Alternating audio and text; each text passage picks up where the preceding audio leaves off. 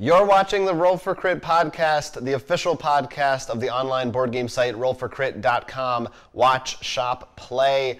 I'm Jonathan Estes. I'm Will Keeler, and today on Board Game History, not news, we'll get to the news, the Eric Lang, famous creator of mini games such as Dice Masters, had a hot dog. Wow, I love that story. Yeah. That's I heard that's his favorite food. It might be. It just might be. It's a lot of people's favorite foods, and also a lot of people's least favorite foods. Yes. Hot dogs are pretty disgusting. Big range there. It may have influenced, I don't know, warriors. All right, so that's pretty exciting. But yeah, so we do have some big news today, and we've got some interesting Kickstarters, and we've got some good games to talk about that we played. So stay tuned for all of it because it's coming up right now.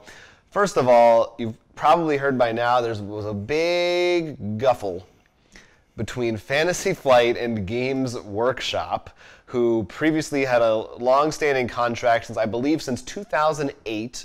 Yeah, that sounds about right. A relationship that they have announced is going to be coming to an end effective February 2017. Although we're going to pretty much start seeing the effects of that now. And if you don't know, Games Workshop were the people who licensed to them the universe of Warhammer, among a couple of other non-Warhammer games. Right. We got also Fury of Dracula, which are very surprising to me because I did not know that was connected to Game Workshop. I did not either. And the other ones include, as we said, Warhammer LCG, Forbidden Stars, which is also technically Warhammer. Yeah, and Fantasy Flight put out a press release. They didn't go into too much detail, but from the sound of it, what the speculation is that Games Workshop are the ones who ended this relationship, and part of the reason may have been they've been seeing other game companies. That's right, they were cheating on them. Part of the reason may have been that they do the miniatures for Warhammer themselves, and Fantasy Flight is really moving into that space. Well, has been for a while now with their X-Wing and Armada lines, among other things, and they kind of don't like that competition, and they're trying to also go themselves more into the board game realm, rather than relying on other companies to do it for them. So the big things to take away from this are Fantasy Flight is going to stop publishing these games, and so they're going to be hard to find. And well, that's the first thing. So let's start with that. Yeah, all these Warhammer games are disappearing from shelves because people are terrified that they're going to be gone forever, and probably rightfully so. Does GameStop have the right to make these games? Well, print them under? It's very interesting because it's a lot of it is a weird gray area. You gotta love when things become legal.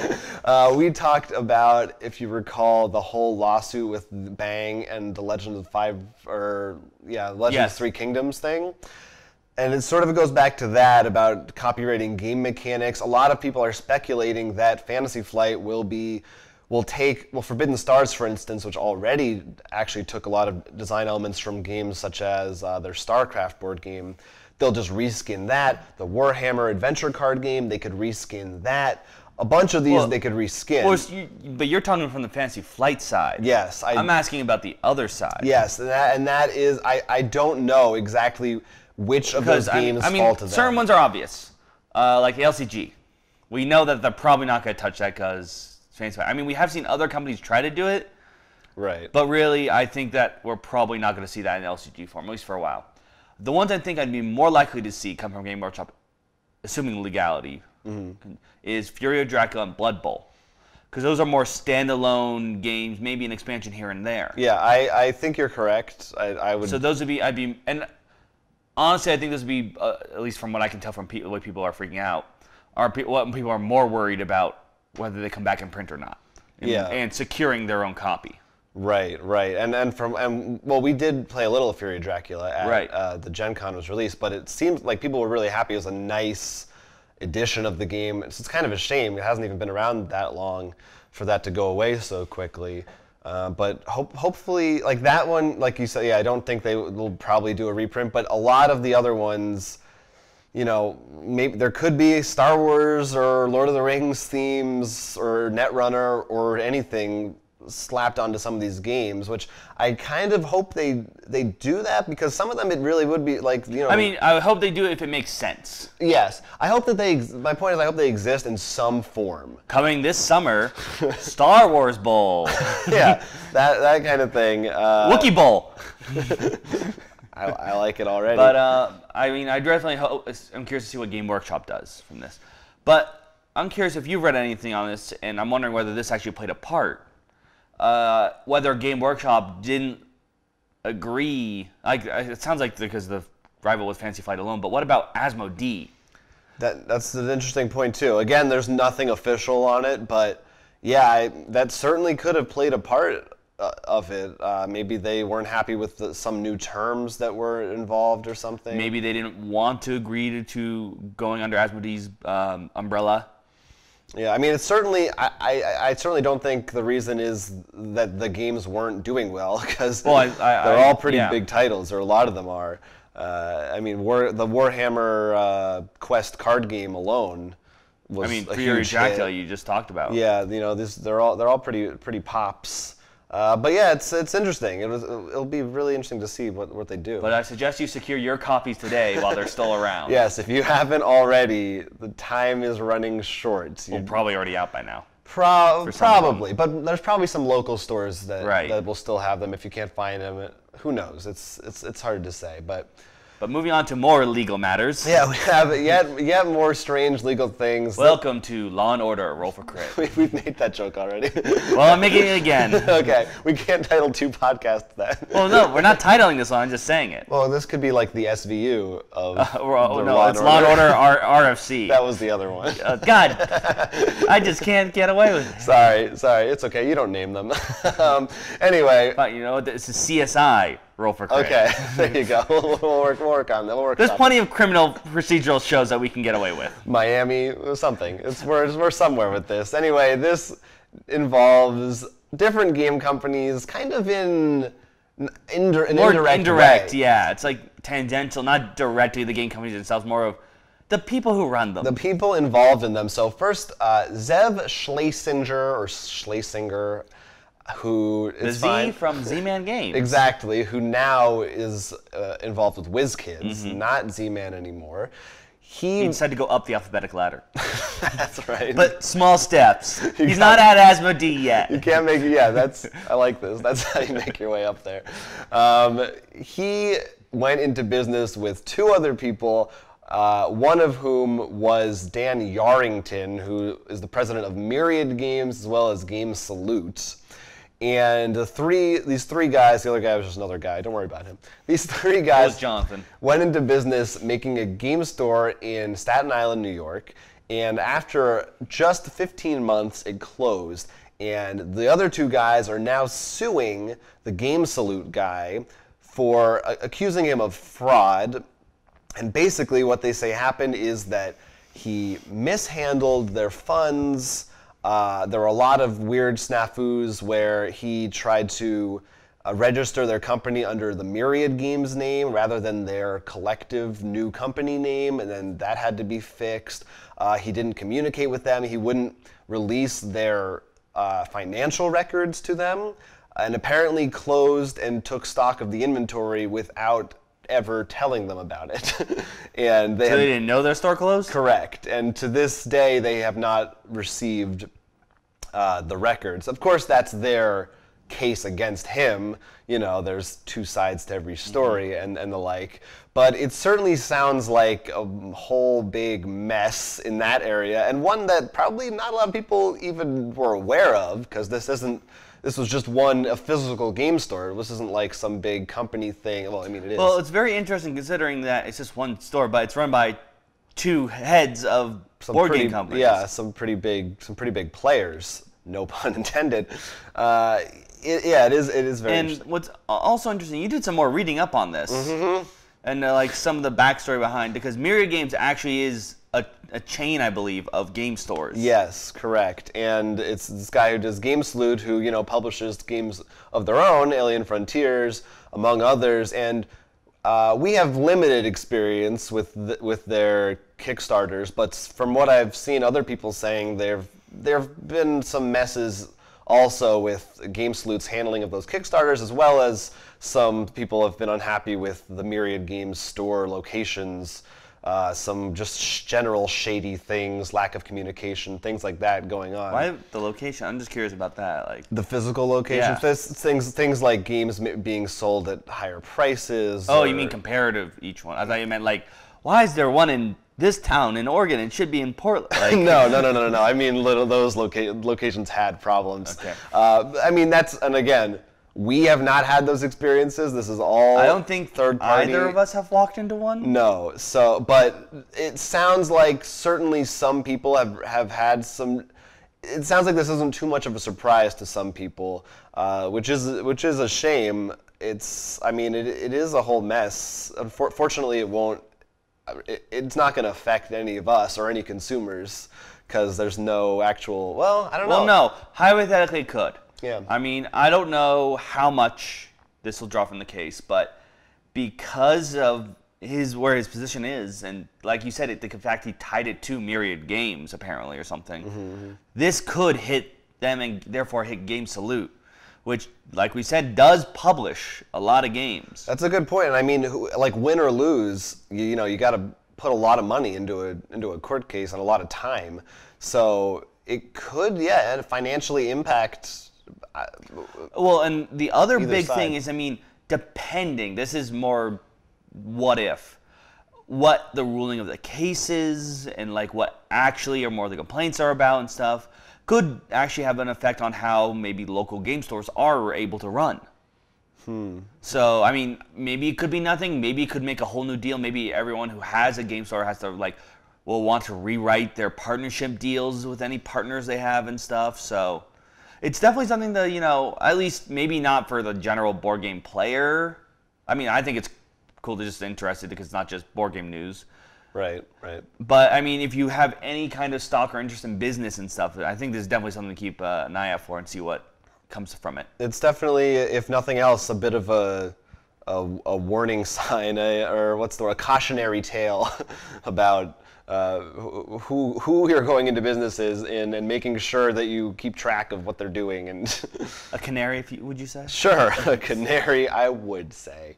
But you can go online. There's an article on Board Game Geek. We can actually read the official court document sent by them and what their case is against this guy. Parse through all that. It's pretty interesting. And in other news, Jonathan is suing me, and I am counter-suing him. Yeah, that will be the subject of most of our future podcasts. It's really very interesting stuff. Yep, and unrelated to Roll for Crit, though. Yeah, completely unrelated. It's a sandwich. Yeah, he ate my sandwich. I did. And he says I ate his. Anyway, stay tuned for the worst episode of Law and Order ever. So those are big news. Big news. We got through the big news. Real serious stuff. But Kickstarter Pickstarter is happening now. Some pretty good ones. I liked this one. The first one I'm going to talk to you about. It's called Vengeance. And it actually comes from the designer of a game that you backed. Yeah, and we've played, and we talked about on the show, Post-Human. Which we had some gripes with, but overall, we felt like it also was only one playthrough. We need to give it some more. Of course, yes. We haven't given it a totally fair shake yet. This is not set in the post-apocalyptic universe. It's called Vengeance because it's based on revenge movies, a lot like Kill Bill, those kinds of things. Very Tarantino-esque vibe. So a lot of things about feet. A lot of things about feet, toes, all throughout the game. Now, you are taking a certain character, and there are different gangs, and you have been wronged in some way, and you have Did they eat your sandwich? It could be. That could be one of them. And you have to get your revenge. Basically, there's a board of different locations, and you're scouting them out to find the gang bosses that specifically wronged you. And then you go into these battle sections. And that's what's really cool, I think. The way they work is you're rolling a set of dice, and they each have symbols and it could be, movement or hit a guy or shoot a guy. And then I think there's one other one I forget, but those are the basic ones. And then once you have your dice, you can order them in any way that you want. and it's a turn-based combat. But the reason the order might also be important is because you'll get combos along the way, where, for instance, if you get a knife and a gun together, that could be as extra power, like you're throwing a knife or something like that. So it's almost has a fighting game kind of combo feel to it, and also the whole dice pool rolling thing we've seen lately that we've liked in games like Ashes. I guess Dice Masters to an extent, but I feel like I'm trying to think of the one that we played it from from Bazier Games. Oh right, Colony. Yeah, is that what we're thinking of? Yes. And also, in an extent, their other one. Yeah, Favor of the Pharaoh. And it looks like the theme is really cool. It looks like they did a really good job getting that across. It is a competitive game. You're just trying to see who can get the most revenge, basically, the most points by killing the guys you need to kill. But there's also this cool thing with card drafting to determine what they actually did to you. So it might be like, oh, this guy broke your arm, and because of that, like you have a certain injury, and if you take him down, you get more points because he's the guy who did it to you. It sounds really cool, and that guy put out a cool game before, so you can check this one out. It does go for $90, but because it has a ton of miniatures and stuff, it's a big game. So if it sounds like your kind of thing, check it out. All right. Vengeance. And I don't know what this one is, but you've got it. So this is actually a reprint, I guess you could say, a second edition of Siege of the Citadel. It's part of a line, actually, Mutant Chronicles is this RPG line. It stopped sometime in 2014. It was brought back up again. So the original creator of the first Siege of the Citadel board game, which actually had this 3D staircase in the center, and was actually one of the first games to actually use the sort of 1v all, save your campaign, and the next game has something that matters. Okay. And so this is they're bringing back. They actually got the original creator on board, as well as Eric Lang. Okay. Which we brought up earlier, had a hot dog. We know he loves hot dogs, so I think that this is what the hot dog. What else do you need? But what's really cool about this is, first of all, the bringing back old game. I always think that's great, especially if you're into it. Different RPG style. It still feels like it has that, because like judging by the artwork and stuff, the old like that. That I want to say 80s sci-fi almost, or okay. Like it's that gritty. Yeah, like the art. You can think of the art style I'm talking about. Aliens. Maybe, right. That kind of, or what's the one with Total Recall, right? Like that kind of stuff. And so I thought that was also really cool, and bringing back an old game. And what it seems also have is actually the dark player, or like your the 1v all, the one rotates. Huh. So Okay. it sounds like you're almost changing ways, and as you know, that's actually one of my big gripes with the 1v all method.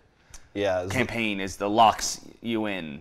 Sometimes you get tired of being that guy. Right. This gives you a chance to switch that up. I like that a lot. So and miniature game. So definitely, I think something really awesome to check out if the 1v all thing is your style, and good to see some old games getting some love again. Yeah, this one's a little bit cheaper. It goes for $69. Siege of the Citadel. I mean, Mutant Chronicles. I don't know if that's official. Well, Mutant part of that series. Yeah, the Mutant Chronicles is the RPG series that I think it was made from. Sort of like it's like Dungeons and Dragons. Yeah. Castle Ravenloft. Exactly. Or whatever. Yeah. Okay, got it. And I know that there is an expansion, I think, with this too. I just want to mention because I really like what they actually did. Apparently, if you took the base and the expansion next to it, it's one continuous piece of artwork. Oh, that's cool. Yeah. Small thing, but I like that. We like that. So check that one out. Final one, based on another RPG, Dungeons and Dragons. This is a project called Theater of the Mind, and its purpose is to bring Dungeons and Dragons specifically to people with low vision or blindness. And it's a few different components, sort of accessories, I guess, to that end. The biggest one, the coolest one, I think, is it's a slate that is basically a player sheet for the blind that has an actual mechanisms built in, so that it comes with a little stylus that actually lets you kind of write and change your stats as you're playing. So without having to have a piece of paper with this, Braille style board, you could upgrade your level, your experience, your health, things like that more easily. It's also got some other components, Braille dice, tactile miniatures and playmat. Lots of cool stuff like that, and it's it's a great. I just thought I'd never really thought of it before, but an RPG you'd think would be pretty easy to adapt, but there's always those little things that are more targeted towards people who are sighted. And we have to admit here, because we don't actually know anyone who is of legal blindness, we don't have any experience of them of having to adapt for them when we play the game. So we'll probably not think of some things when. Yeah, as I'm sure a lot of people don't. So I love to see that initiative. It is a long way from its goal right now, although it's set for a long period of time. They still have 50 plus days as of this recording. But one of the things that I noticed about it, unfortunately, was that it's in order to get that slate, for example, you have to back the $250 tier. And there's a lot of tiers underneath it that are more for your name in the books, things like that, basic stuff. Right, but one of the issues I think to look at here, it sounds like a lot to us. Mm-hmm. But first off, we have, like you said, because we don't know anyone, we also don't know the pricing of paying for certain things. That's true. Like usually we only hear that if there's a outrage. For example, if you recall the, I think it was EpiPens, go $600. And they expire after, so I don't know how much Braille equipment costs or something of similar value. Is this right. I mean, is it just something you're gonna have to do right now? Because I haven't even seen. You're the one who's found this one, so I don't know how printed that works. So it's definitely, but I do think whether it's good or bad, the initiative to do this kind of thing. I remember a while ago the issue was just simply dice for those of blind or limited value on Kickstarter that was really hot because that's probably also cheaper to make, but just allowing people that sort of being able to just know okay, I did get a crit feels good. Right. Yeah, no, it's pretty cool. I think the dice for this one come in at a lower tier that you can get those also. But overall, even just get the idea started and rolling for a way to adapt games, whether it's something like blindness, or maybe even just for whatever reason it's harder for you to pick up and roll dice. I mean, there's a myriad of different reasons for that, so I'm not going to go list them all. Or hold cards, or maybe certain games, particular ones that maybe are real time. It's a little harder to get along. Just the ways to sort of learn to adapt those. Yeah, no, for sure. And I do feel Dungeons & Dragons, the RPG is really the first step, because that's a place that I think, because RPGs themselves are so moldable, that should be the best place to start. Yeah, certainly. It's probably the easiest because you don't have to worry about a lot of things that you normally do in a traditional board game. We're all for it. More inclusion. Include everyone. So check out these Kickstarters when you get the time. You can pick starter them yourself. Now, as we said, we played some games, some highly anticipated. Right. We also played some that we're not going to talk about, mostly because we're either going to actually do a playback of them very soon, so we're going to keep that under wraps. A little teaser. Or we actually want to play them a couple more times before we give you the official down low. It was a full weekend for us, so we're just going to talk about a few of them. The first one is one that you didn't get a chance to play. You're doing something else, which we'll talk about later in this episode. Yeah, this is one of the few times. I do want to say this before we actually go into the games. Yes, please. This is the first time I can think of a real time where we sort of split up. Yeah. And I liked the way, I think it worked this time really well, and I would like to do that again. My only issue with the splitting up, and this is just for our group. Yeah. I almost always feel the split up has to always be you in one and me in the other. Yeah. And also, that's the only problem I have with it. But I do think it worked out well with this one, mostly because the games I wanted to get these going, and we had the perfect people in each group for them. Right. Yeah, it's usually we're like, everybody just play together, and we don't want to split up. Also, sometimes we're in a smaller space, so it's like you'd be right next to each other playing two different games. But yeah, also it's like, well, one of us knows the rules, so you have to. It's not even just one of us. I just feel like there's usually when we have that big enough group of split, there's usually the people who know me better and the people who know you better. I don't feel like anyone else has their group. That's true. Yeah, we're the kings of the game night. We're the center that everyone collects around. And I just realized Yeah. we forgot a side for a game I played, and I do want to talk about. Oh. I totally forgot until now. Wow, what a tease. On the same night? Yeah, we played 2 games during yours. Oh, that's right. I totally forgot until now, which is really funny because considering what happened in it. I actually played the Game of Thrones LCG. Oh, right. And I actually won in the most Tyrion way possible. Let's hear it. All right, so I was playing with the Lannisters combined with I forget the flower symbol. Sure. You know more about Game of Thrones, so I was hoping you'd be able to. My brother and our mutual friend was playing. My brother was playing with Targaryen, because he loves the just charging in, and the other one was playing Stark. Okay. And I got an early game. I won the most Lannister way, not Tyrion. Wow. Who's the prince? The one everyone hates. Joffrey? Joffrey, thank you. Joffrey. And what he does is he gets a point anytime a lord or lady is killed. Okay. And I got actually out all the male Lannisters, excluding the dwarf. Okay. So I had all the guys out. At the same time, okay. Yeah. And then I pretty much played a card that made everyone kill off all but 3 characters. And without paying attention, everyone's like, okay, I'm going to kill off these. They killed off all their lords and ladies. So then I got all the points to win the game from that. Wow, so just nobody even noticed? Like, they just didn't look at that card? No, they killed them off, and I'm like, okay, I get this many points. They're like, wait, what? Oh, wow. And like a couple times we went back if we misunderstood or read something, but they're like, no, you earned that win for that. Like, just forcing everyone to kill off all their big characters, and Joffrey's just like, yeah. That's pretty good. Pretty good. So that was, for me, that was a really cool way to win in that game.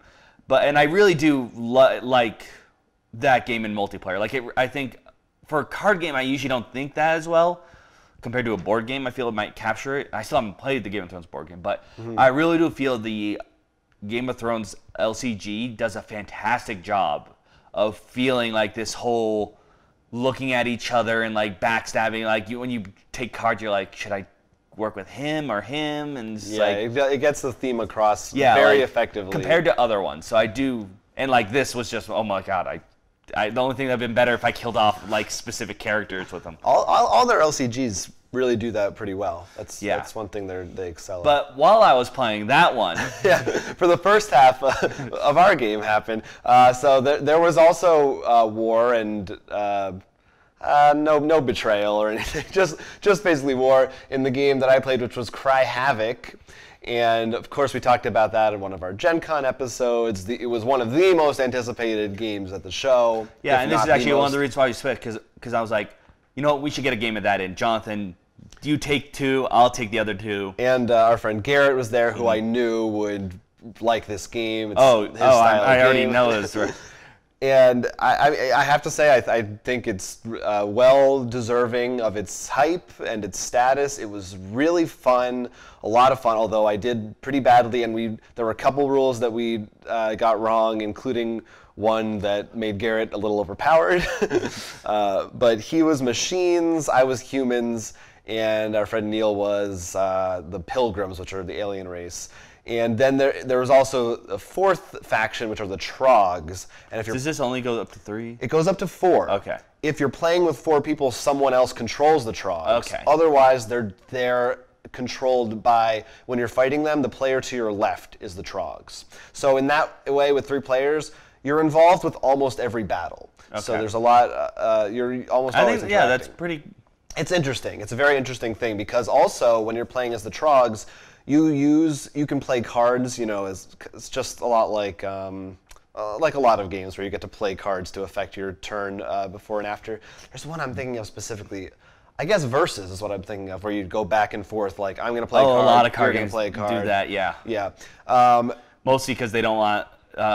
Sometimes you'll play some games and just be like, one guy be like, okay, I play this, this, Right. this. But what's interesting about it is you use your same hand whether you're playing as yourself or as the Trogs. So you will have to decide, is it more important this round for me to expand myself or to try and stop them from what they're fighting the Trogs in that area? And there was a lot of stuff that we didn't even, I feel like we just scratched the surface of the possible strategies in terms of how to maneuver on the board. I really do. One of my favorite things when you get, I'm assuming that the groups are asymmetrical. Yes, very much so. Yeah. When you play a game like that, like the big one that I love, or my favorite one, is Cthulhu Wars, is when you play and you're like, okay, I've played this, but I want to play this group again because, you know. Yeah, like, definitely. And actually, Cthulhu Wars is a great one because it actually reminded me of that a good amount. And one of the things is you can actually take other people's prisoners and you get a point. Right, I remember that because you actually, like when you fight, is like either you take territory, kill their units, or gain prisoners back, or take one or the other. Yeah, and those, well, that's a separate step, but yes, right. Essentially. But that battle step, because there's those 3 different tiers of options, it really is a puzzle every time you're in a battle of how to spend your resources. It's unlike any other battle type game. Here's the one thing I am curious, because I brought up, and then you even said it reminded you a lot of with Cthulhu Wars. Mm-hmm. You know how playing each group really has a strategy in Cthulhu Wars. Mm-hmm. Did you get that same feeling? Like, was the machines the antagonists? Like they're going to go into battle a lot or something weird like that? I definitely think so. Basically, you each have your own custom deck, and you each have your own different structures that you can build. That's what separates you. Mm-hmm. Then there's also actually a deck building component where you can get cards from other decks and shuffle them in. But yeah, the machines, for instance, have a lot of build icons on their cards, so it's much easier for them to start building their stuff and getting it out there, and they can. Oh, so they're going to swarm a lot more and stuff. Yeah, kind of. And again, it's hard for me to say exactly because I haven't tried them all. Humans have a lot of movement points, so they're good at getting out into the world and making things happen. The pilgrims, the aliens, were more about like drawing different cards and stuff like that. Yeah, so yeah, definitely interesting. Oh, I really want to try all the different perspectives. I also really want to try the Trogs because we haven't even tried that. It was very fun. I'm going to say that, excluding one point when Matt was really bummed he thought he got killed off, but we realized it's because of some cards we had to go backwards and he didn't. Okay. Like, your table sounded much more angrier and like bad. Like, there was a lot of there was some bitterness about how well the machines were doing. We were pretty much getting crushed. And basically he had a machine structure that gave him extra cards. And to be fair, the rulebook wasn't super clear about this. We had to look it up. This also was the game night of misplayed rules. Yeah. Or not even misplayed, just like, we really need to look at this rulebook. Something's not right. He was supposed to, after he played one of those extra cards, get rid of them. He was putting them into his deck instead, essentially making his deck much stronger than it should have been. So that was part of it. But yeah, he was really steamrolling us. But it was still super fun, nonetheless. Yeah. No, but definitely excited to try it out with you sometime. Yeah, I really want to. So that one's really good. Mm-hmm. The next one is one that we both played. Yep. A much smaller game that you got from Kickstarter. Yep. Necronomic cards. In essence, the way this game works is you have spell cards, which have a bunch of weird runes on them, and your goal is to match them up in certain combinations in order to get summon cards, which have many things. I mean, you see Cthulhu back there in the center. I think that was sort of the big thing because you put Cthulhu on a board game, it's going to sell. But what I liked, and this is what initially dragged me to it, is they have a lot of other things. Like, you know, they had the 4 Horsemen. They had things from Haiti culture, Lucifer. Krampus. And so, like, they really do pull from many different mythologies, and including, because I backed it, I got some special ones from media, which included David Lopan from Big Trouble in Little China, which for me, it's just like, I feel like I'm hearing all about this movie in like the last month. What happened? Yeah, it's got some weird surge in popularity all of a sudden. I think he's back. It could be. And yeah, there were some other ones. And of course, playing these summon cards have different effects and abilities to help you get advantages against your opponents. And first one to 7 wins, or 4 if you get the 4 Horsemen, but chances of that happening are very little. And it's kind of like a poker thing where you're trying to get different either pairs or 6 of a set, matching these runes. Right, But I mean, I would say those kinds of card games. But if I had to compare it to is there a name for that? 52 cards? Does it have like standard playing cards stuff? Standard playing cards. I think what I'd match it more to almost, even though you don't use the same mechanics, is like more like Go Fish. Like you're more like, do I have this symbol? All right, I'm done. That's true. It is like that, only without telling people to go fish. Right. I mean, like you're not taking cards from others. I mean, unless something has it, but it's not like. But it felt like that more. Yeah. Not like. In poker, you're more like, can I bluff with this hand or do it? Yeah, there's not any of that. And I think that's where it falls a little flat for us. I mean, this game definitely can be played with a large audience, but for us, the symbol matching slowed it down a bit. Like, we like the summon cards, like the abilities on them, and the artwork is beautiful. I mean, I'm still sort of happy for that alone, just the artwork on all the cards and the fact it does reach to all. And they're nice, big, tall cards too. That are pretty cool to hold, which helps also when you're trying to match all the symbols and read them properly. But yeah, it kind of, as you said, fell flat for us. My biggest issue is that in a game like this, I think I would have liked it to be more like poker. You draw 5 a turn or something, and you all summon. Because what happened is, I played Lucifer and got to pretty much steal something from you and play it right away, which put me ahead in summons. So both of you then got a summon that both hit me, and I lost my entire hand. And it just sort of felt like I just lost like 5 turns in a game. Yeah. I think that was for me the biggest issue is that it's so easy to just feel like, well, I just lost. I think the biggest problem is it's basically a race to who can get 7 summons, but there's not. It's pretty random how well you can summon. I mean, there's a little bit of how well you can find your matches and which summons to play at which times, but more or less you're at the mercy of the deck. And if you don't do well, you kind of it doesn't feel like it's your fault. I mean, for the price, I think it's good for the price. And like I said, what's nice about it is it's 10 and up. And so very easy mechanically wise to let everyone learn this kind of stuff. And like I said, if you're spreading across culture, it's not just Cthulhu. Like there's only I think 4 Cthulian related cards in there. So you don't feel it's not nearly like great. We just get another Cthulhu game. I really like that about it, and I think that's what you should look at it for if you're going to buy it like that. But if you're looking for something a bit more complicated and stuff, and with cards. Honestly, the game I'm going to have to recommend that sort of reminded me of this in terms of like reaching over other mythologies and stuff, and I think did a much better job. We both played is Theomachy. Yeah, and it's just even more like poker. Well, yeah, almost, yes. And I think that did it the right way almost. So I would have liked to see this maybe being like, if there's like a bluff like, I've got 5 of a kind or 6 symbols. It just feels like it could have used some more time in the oven, I think. Like there's a cool game in there somewhere, but we were a little let down. But you can find that. I mean, like you said, it is small and cheap, and it also reminded me a little bit of like an Uno style game along with Go Fish. It has that sort of messing with people, take that. Yeah.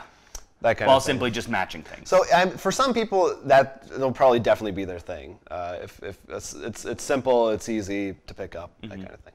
And finally, the other game that we alluded to that you played during the second half of Cry Havoc. Right. This, once again, we're talking about the DC deck building game. Yeah, this time I actually did the official Crisis 3 rules. And I include the hidden roles, and that's multiple really people. What I wanted to know. Yes, you can't do the single player. That's why I didn't do. And this is what I want to actually talk about, because otherwise, I mean, if that wasn't in there, you'd play just like the other Crisis games. I mean, if you played one, probably different abilities and stuff. You play which you like. And this is what I think, and this is why I want to do it again with you and with more people. So everyone had secret goals, and mine in particular, for example, was I needed to end the game with 2 cards that cost 6 or greater. 4 attack cards and 3 defense cards. Okay. Oh, no, other way around. 3 attack cards, 4 defense cards. In your whole deck, right? In my whole deck. Not in your hand at the same time. No, that would be God. I didn't know at the time what the other 2 had, but it came sort of obvious near the end for them. Well, because they both had literally the exact opposite of each other. Okay. And this would be a lot more interesting. Yours is complicated. Yeah. And well, here's what happened. We had a lot of first of all, attack cards are usually on villains, and when you buy a villain in this game, in any Crisis game, they're destroyed instead. So I had to find a way to get attack cards from the destroyed pile. Okay. Second, Mark chose a character, specifically Bizarro, which sounded weird at first, but turned out to be amazing in the game, which was whenever he attacks a player, that player draws a card. So Mark was buying up attack cards to use for his ability. Huh. Interesting.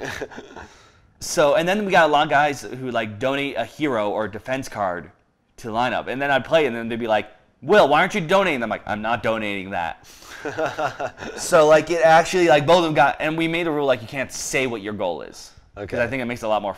Do they not specify that? I don't think so, but to me, like I think it's a lot more, Yeah. So like there's a lot of times that they're like, why is he not donating that? I'm like, I'm not donating this and stuff. But like this would be a lot more fun. We only had 3, but if we had 5, I think this would be really great to have all the weird different goals. Because one of them actually is run out the main deck and everyone else loses and you win.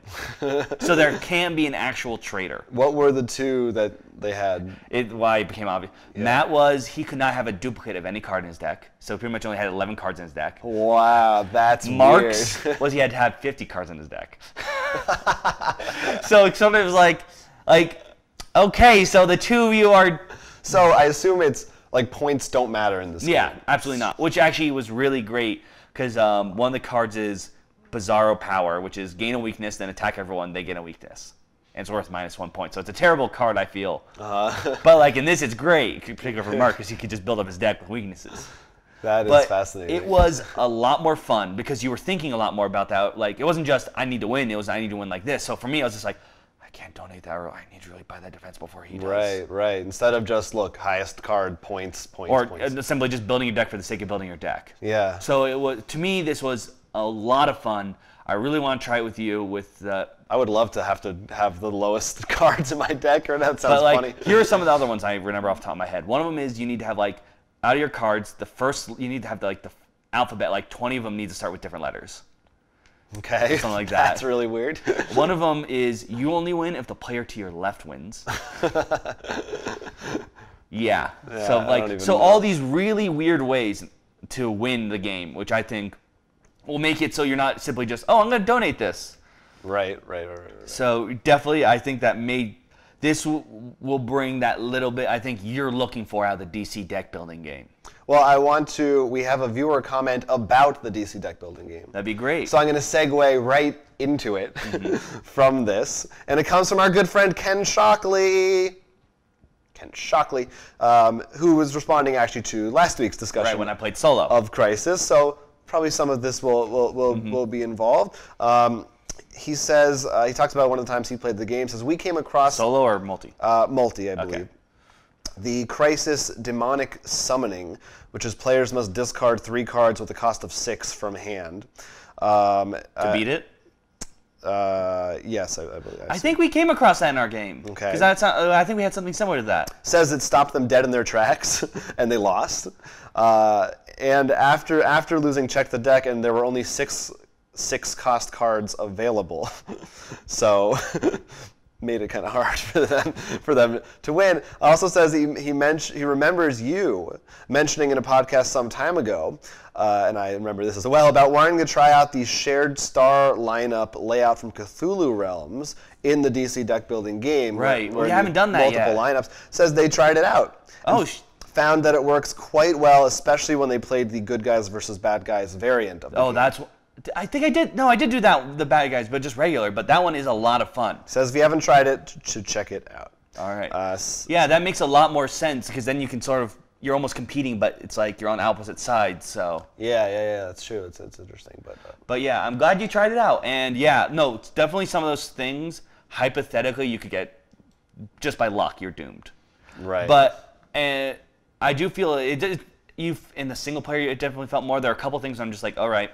I'm going to wait until I can buy it. Just like, you're not really taking turns. It didn't feel that much in this one, especially because you're also thinking, like, well, maybe I can't do that, but I can help secure, like, get more defense cards and make sure. Like, one of the goals we had was when this Crisis was revealed, take every defense card in your hand and discard pile and put it in a lineup. And I was just like, oh, you're kidding me. Like, I lost all my defenses there, and I had to, like, buy them all back up. They don't call it a crisis for nothing. But it was definitely a lot of fun playing with that, because the fact that you have that in the back of your mind, that little bit of competitiveness, while winning, I think it reminded me. It definitely brings it much closer to, I think, not just your normal deck building game. Check out Crisis 3, which has a subtitle probably, or I think they're just called Crisis 1, 2, and 3. Yeah, as far as I know. He also mentioned that he left me out of the comment because he knows I'm not as engaged. Oh, I games. will mention this. We did play it with the Forever Evil one because the Crisis 3 sort of expects you to, because they use a lot of things about victory points. Okay. Which is a lot of fun because like you can spend them instead of, usually you're like, I don't want to spend my victory points, I want to win, Right. So in this you're just like, hell no, let's throw those out, man. That's kind of fun. Like I got 20 victory points because of it just happened I didn't get the stuff to spend them. And then I got Bat Serum, which gets a point, is just power equal to your victory points. So I'm just like, all right, I'm hitting hard now. But it was a lot of fun. Now we got a couple of other comments because we asked people what games they've played with their parents. Oh, right, yeah. And we got a couple of responses, but keep them coming. Daniel Devine, or Devine, I don't know. I'm going to say Divine because it sounds cool. Says, my mom really seemed to enjoy Rolling America along with the rest of the family. I've also taught my mom to play No Thanks, it went okay. Colorado, she mostly got it. And King of Tokyo, what was I thinking? That's interesting. I actually have played King of Tokyo with my family. It seems like that would be a pretty easy one to pick up, no? My dad mostly got it. My dad and mom, I think, mostly got it, if I recall. My sister hated it. Huh. Interesting. Because it was really funny, because it was almost like a response like you'd expect to really. It's just like, just random rolling dice, that's it. Yeah. Wouldn't think it'd be super offensive. And probably didn't help with Matt in there. Because as you know, Matt's strategy is, I'm just going to punch everyone. Right. And it's like, we're not playing this game with you. We don't like this. And then Rico Cordova. With that inflection. Listed about 100 games. He says, I've been very lucky with my parents on board games. They both really enjoy Shakespeare, Puerto Rico, Splendor. Again, listed a bunch of other games, really anything we play. I'm shocked because I was surprised. King of Tokyo is probably the highest my dad could. Well, he said, I stay away from games like Mage Knight or Kanban. So do we. heavy Euros are too complicated for them. I want you to imagine dropping Kanban in front of either of our parents. My dad would just glaze, like, not just his eyes, his entire face would just go blank. It'd be like the end of Raiders of the Lost Ark. Their faces would melt. He says the only games they've tried and did not like are Eldritch Horror and King of New York. I'm really I guess it's just, I don't know. This is my, they like it's Dead of interesting Winter, for me though. with the other two. Yeah. King of New York, I can sort of see like the same reason depending on your parents. I guess, but in general with my parents, I'd be shocked at those two because with Eldritch Horror, it's cooperative. So most of the people I would think of, even like I have some friends who don't, like I don't play board games with them as much because I already have so much, they feel like they're so far behind unless it's cooperative. They love cooperative games because they don't feel like an idiot or something they say. Right. And like the one they really want to play a lot of, mostly because we played and lost 3 times in a row, was now I'm blanking on the name of it. The superhero game. It's Sentinels of the Multiverse. Yes, because it's your copy and I borrowed it, and they really loved it because it was cooperative and stuff. Well, could you imagine playing Dead of Winter with your family? We can barely play that with our gaming group. That's good. God bless you. And then finally, he also mentions a Kickstarter that we missed, which was One Night Alien. The reason we didn't mention it is because we actually really haven't played any of those one night games. Although we've played regular Werewolf, and we like the resistance style games like that. You love your traders. Yeah, it seems like one of these days we really have to try because it's. I think it seems to be in your wheelhouse. Yeah. Like almost like it's shocking that you haven't yet. Yeah, I think it's because we have resistance that it's just been like. We have it. Well, actually, we did play Werewolf at Gen Con one time. We played Daybreak. I think you did. I don't think maybe I you did. weren't there, but I tried it. But that's why. But if you like that kind of thing, I'm sure it's another good addition to the family. So look for that. And that's gonna do it. I think that's it for this episode. It was a good one. As we said, even more things that we couldn't talk about. We'll get to them in another episode. And actually, most of them will have their own video. Yes, so definitely subscribe to our channel. But if you want to tell us how you feel about any of the things we mentioned, or again, games you played with your parents, any other topics about board games, please leave a comment right here on this video. You can also email us, rollforcrit@gmail.com. Well, what I would like to hear from is, since this is really, I think, the start for us, or the big one, was any games, if you got any games from Gen Con, which ones have you played and learned, and whether they've lived up to the expectation, fallen flat, or whether you're not so sure yet. Or if there's any ones that are not quite out yet that you're really looking forward to or haven't a chance to try. And of course, comment on any of the other stories we talked about, especially if you have any more knowledge on the legal matters involving our 2 previous stories. You can leave your comment right here, right down below, or read them all. And of course, all the separate videos we make when we break up this podcast. But of course, we're on other places, at Roll4Crit for Twitter, Facebook, Instagram, but you can always just go to the source. That's right, rollforcrit.com, where we sell lots of great games. Just recently we got in some new stuff like Captain Sonar, some Fantasy Flight new additions to their families of games, so look for that. There's also news there, like the ones we talked about today, and a ton of other cool videos. I want people to really go check out our Myths of Malocus D&D podcast, because there's been some good stuff. You guys in their timeline just are in the midst of solving some interesting Switch puzzles, which sounds boring, but trust me, it's cool, fighting some zombies, and there's some really funny stuff in there and in episodes coming up. So please go check all that stuff out. We would love it if you did. And of course, if you want us to talk about anything, we'd love to hear about it. If you have any topic or discussion you think that would be interesting for us to have discussed in the video, we'd love to hear from you. Yep, we love you. We do. We love all of you. But for now, I'm Will Keeler. I'm Jonathan Estes, and you've been watching the Roll for Crit podcast.